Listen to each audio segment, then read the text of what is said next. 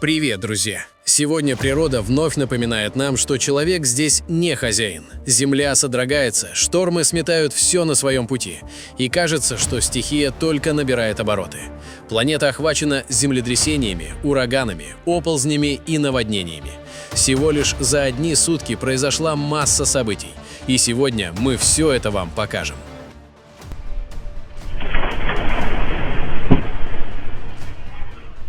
В ночь на 10 февраля жителей Черноморского побережья Краснодарского края разбудили подземные толчки, вызванные землетрясением. Согласно оперативным данным Европейско-Средиземноморского сейсмологического центра и региональной сети сейсмостанций, сейсмическое событие произошло в 2 часа 21 минуту по московскому времени. Эпицентр природного явления располагался в акватории Черного моря, примерно в 15 километрах к северу от Анапы и в 35 километрах к северо-западу от Новороссийска. Магнитуда землетрясения составила 4,8, а его очаг залегал на глубине около 10 километров. Благодаря небольшой глубине очага колебания земной поверхности ощущались на значительной территории. Наиболее интенсивные вибрации ощутили жители Анапы, Новороссийска, Геленджика, а также отдельных районов Темрюкского и Крымского районов края. Очевидцы описывали кратковременный, но сильный гул, дребезжание посуды, раскачивание люстр и срабатывание сигнализаций у припаркованных автомобилей. Несмотря на ночное время и возникшую у многих тревогу, паники удалось избежать. Дежурные группы муниципальных служб и подразделения МЧС провели обследование территории и социально значимых объектов. К утру 10 февраля официальные власти Анапы и Новороссийска заявили, что в результате подземных толчков жертв и пострадавших нет, а вся критическая инфраструктура продолжает функционировать в штатном режиме. Визуальный осмотр зданий и сооружений не выявил видимых повреждений или трещин в несущих конструкциях. Сейсмологи характеризуют данное землетрясение как фоновую активность, характерную для Кавказского региона, который является зоной современного горообразования. Специалисты подчеркивают, что толчки магнитудой до 5 в этой части побережья происходят регулярно и обычно не влекут за собой разрушительных последствий.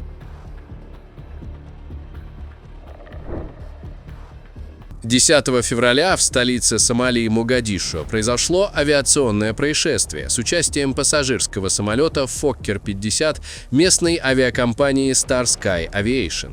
Воздушное судно, выполнявшее регулярный рейс в город Галькайо, потерпело крушение вскоре после вылета из международного аэропорта имени Адена Адде. Примерно через 15 минут после взлета экипаж сообщил о серьезной технической неисправности и принял решение об экстренном возвращении в аэропорт вылета. Во время совершения аварийной посадки пилотам не удалось удержать самолет в пределах взлетно-посадочной полосы. Лайнер совершил выкатывание, упал с небольшого обрыва и замер на песчаном побережье Индийского океана. В момент инцидента на борту находились 50 пассажиров и 5 членов экипажа. По официальным данным Управления гражданской авиации Сомали, погибших и серьезно пострадавших в результате инцидента нет.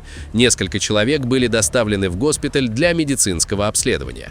Сам самолет получил критические повреждения. На кадрах с места происшествия видно разрушенное правое крыло и поврежденные шасси. Власти Сомали инициировали расследование для установления точных обстоятельств неудачной посадки.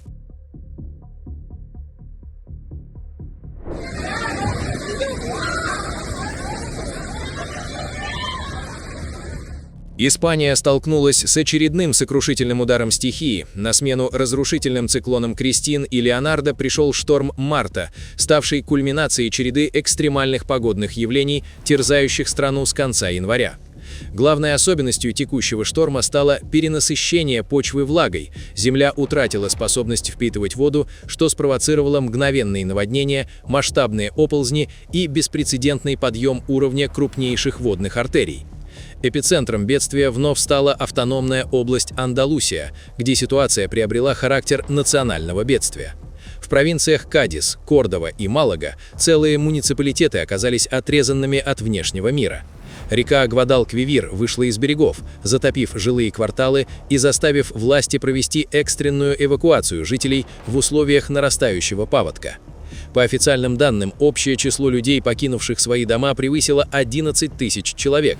Транспортная сеть региона оказалась фактически парализована. Было закрыто около 180 автодорог, прервано железнодорожное сообщение и отменены десятки авиарейсов. Шторм Марта принес не только разрушение инфраструктуры, но и человеческие жертвы. Подтверждена гибель как минимум 2 человек. По всей Андалусии введен оранжевый уровень погодной опасности. Социальные объекты и школы в пострадавших провинциях закрыты, общественные учреждения переоборудованы в пункты временного размещения для эвакуированных. Особую тревогу вызывают горные районы, где сохраняется высокая вероятность новых оползней, способных уничтожить уцелевшие постройки. Энергетические компании ведут круглосуточную борьбу за восстановление электроснабжения в обесточенных селах, однако доступ к поврежденным линиям зачастую невозможен из-за высокого уровня воды. Экономические последствия шторма уже оцениваются как катастрофические. Аграрный сектор Андалусии понес невосполнимые потери. Под водой оказались тысячи гектаров посевов, уничтожены теплицы и системы ирригации. Фермерские ассоциации сообщают, что убытки уже исчисляются сотнями миллионов евро, а восстановление плодородных почв после такого масштабного заиливания займет годы. Метеорологи предупреждают, что гидрологическая обстановка остается критической, и любой новый дождь может спровоцировать очередную волну паводков в бассейнах рек юга страны.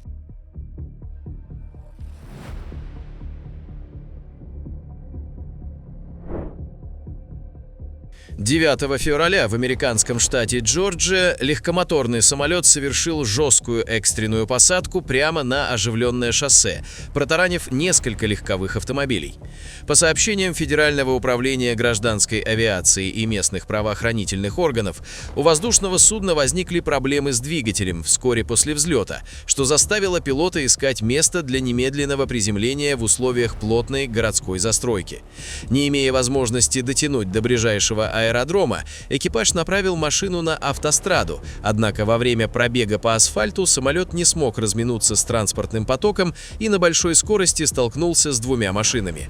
Удар был такой силой, что одно из авто отбросило на обочину, а у самолета оторвало часть крыла, что спровоцировало разлив топлива на проезжую часть. Несмотря на значительные повреждения фюзеляжа, находившиеся на борту самолета пилот и 1 пассажир чудом не пострадали и смогли самостоятельно покинуть кабину до прибытия спасателей. Однако основная тяжесть последствий пришлась на участников дорожного движения.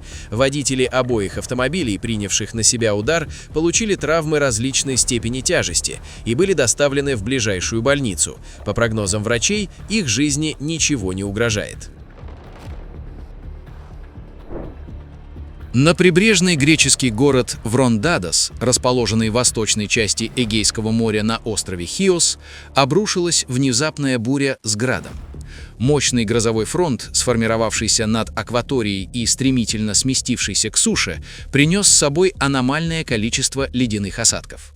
Всего за несколько минут интенсивного шторма улицы города, дворы жилых домов и знаменитые набережные Врондадоса оказались погребены под слоем града. Разгул стихии нанес ощутимый материальный ущерб инфраструктуре города и частному сектору. Ледяная канонада повредила тенты прибрежных кафе, разбила стекла в некоторых теплицах и нанесла вмятины на кузова припаркованных автомобилей. На дорогах, связывающих Врондадос с городом Хиос, возникли серьезные заторы. Из-за скользкого ледяного месива и нулевой видимости автомобилисты были вынуждены прекратить движение. Муниципальные службы острова немедленно приступили к расчистке основных артерий с использованием строительной техники, так как стандартные ливневые стоки мгновенно забились градом и мусором, что спровоцировало локальные подтопления цокольных этажей зданий. Несмотря на масштаб разгула стихии, по официальным данным властей острова, сообщений о серьезно пострадавших или погибших не поступало. Метеорологи характеризуют этот инцидент как результат резкого столкновения холодных воздушных масс с перегретой поверхностью моря, что вызвало взрывную конвекцию над Хиосом.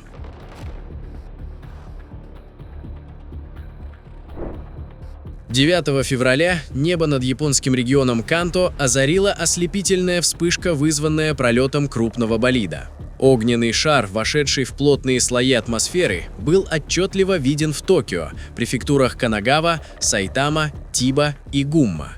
Явление сопровождалось характерным низкочастотным гулом и звуковым ударом, которые ощутили жители некоторых прибрежных районов. Согласно предварительным расчетам астрономов из Национальной астрономической обсерватории Японии, болид двигался с юго-запада на северо-восток и, вероятнее всего, полностью сгорел или разрушился в верхних слоях атмосферы над акваторией Тихого океана или горными массивами севера Канто. Специалисты оценивают начальный диаметр метеороида в несколько десятков сантиметров, а его массу в сотни килограммов. На текущий момент сообщений о падении обломков на Землю или каких-либо разрушениях инфраструктуры не поступало.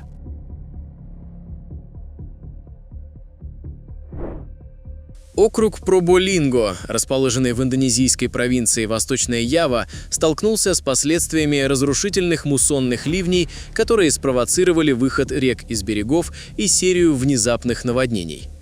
Экстремальные осадки, продолжавшиеся в течение всего понедельника, привели к формированию мощной паводковой волны, спустившейся из горных районов и вызвавшей критический подъем уровня воды в реке Кедунгалинг. В результате стихийного бедствия под ударом оказались сразу несколько населенных пунктов, включая деревни Паталан, Баеман и Кедунгдалем. В общей сложности от удара стихии пострадали около 27 домохозяйств. Бурлящие потоки воды, смешанные с илом и мусором, ворвались в жилые дома, повредили мебель, бытовую технику и запасы продовольствия. По мере ослабления интенсивности осадков вода начала постепенно отступать в русло рек. Региональное агентство по ликвидации последствий стихийных бедствий округа Проболинго совместно с пожарными расчетами и многочисленными волонтерами немедленно приступило к ликвидации последствий наводнения. Мобильные бригады провели масштабные работы по откачке воды из затопленных помещений и расчистке ключевых дорог от наносов грязи, камней и поваленных веток, мешавших движению транспорта. Метеорологи предупреждают о сохранении высокой вероятности повторных ливней в предгорных районах Восточной Явы, что может спровоцировать новые волны паводков.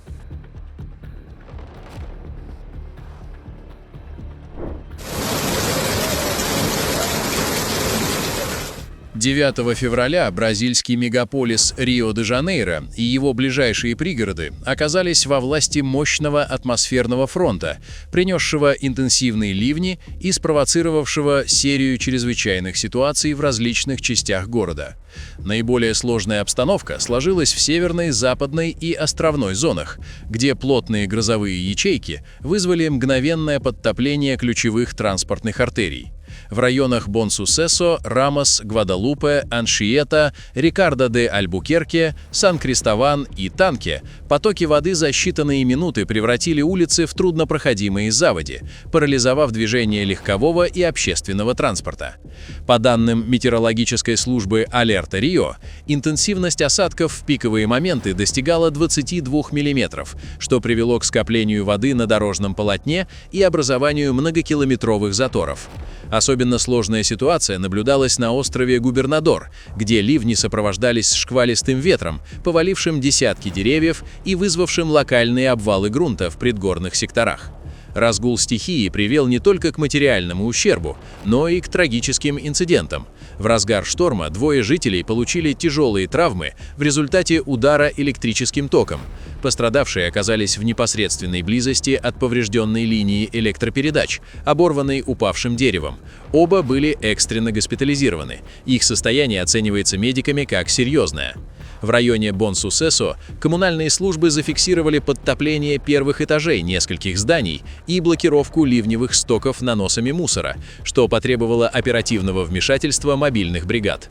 К утру 10 февраля интенсивность дождей в Рио-де-Жанейро снизилась, однако муниципальные власти предупреждают о сохранении риска новых оползней на склонах холмов из-за переувлажнения почвы.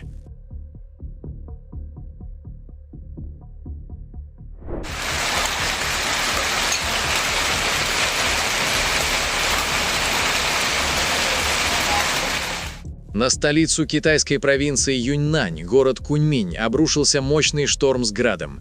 Внезапное вторжение холодных воздушных масс спровоцировало взрывную конвекцию, в результате чего центральные и северные районы мегаполиса оказались под плотным слоем ледяных осадков всего за 20-30 минут. Интенсивность стихии была настолько высока, что улицы, тротуары и припаркованные автомобили скрылись под белым покровом, толщина которого в низинных участках достигала 10 сантиметров, создавая полную иллюзию зимнего снегопада в субтропическом регионе. Сочетание ледяной крупы и ливневого дождя привело к мгновенному засорению дренажных систем, из-за чего уровень воды на ключевых перекрестках города поднялся, парализовав движение транспорта. Под тяжестью скопившегося града произошло частичное обрушение нескольких легких навесов на местных рынках и повреждение декоративных конструкций в парковых зонах. В жилых кварталах разбиты стекла и повреждены внешние блоки кондиционеров. На автомагистралях, ведущих к аэропорту Куньминь-Чаншуй, произошла серия мелких ДТП из-за резкого снижения видимости и образования ледяного наката на дорожном полотне. Муниципальные службы города были переведены на усиленный режим работы. Несмотря на масштаб хаоса и панику, по официальным данным властей, сообщений о серьезно пострадавших или погибших в ходе шторма не поступало, хотя медицинские учреждения зафиксировали рост обращений с легкими травмами, полученными в результате падений на скользких улицах.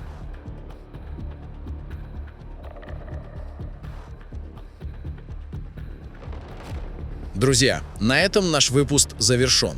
Будем рады видеть вас снова. Подписывайтесь и до встречи завтра в новом выпуске.